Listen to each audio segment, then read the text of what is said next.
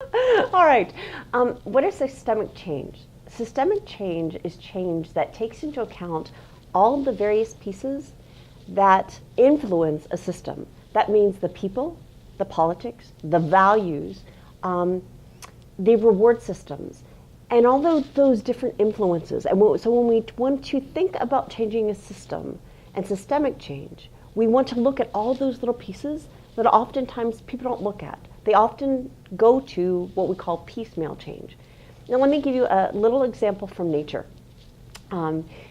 In biology, we have the concept of the watershed, or in water science, watershed. And the watershed says that a river does not act alone, but a river is influenced by the various developments around it, meaning the trees, the ecosystems, populations, what's happening downstream, and then the political values influence what's going on and what's happening in that stream. And so that stream is not in isolation.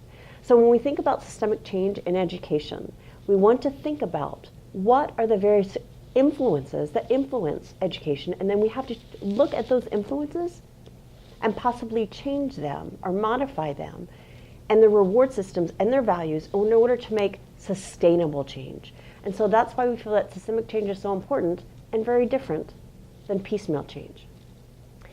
And what happens is when we look at change in a piecemeal manner, it is not sustainable. Example, years ago out in Seattle, there was a superintendent that did away with grades. No more grades. And it was an experiment that he had done.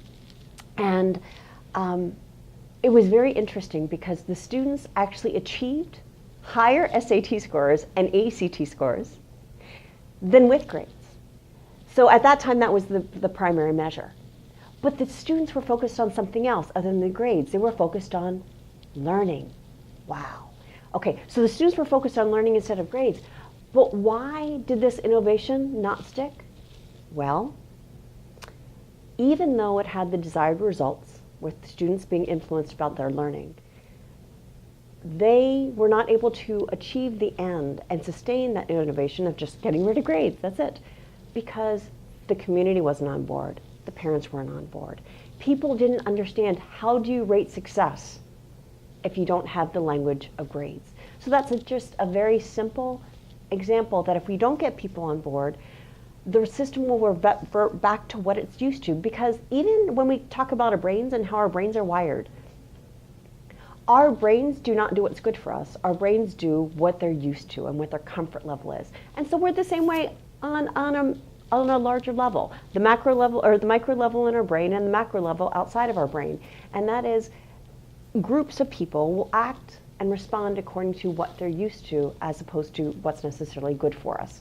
So when we think about systemic change, we want to look at change that is sustainable. That means we have to look at every piece of the puzzle and the value systems that come with that puzzle to try to move them forward in a change.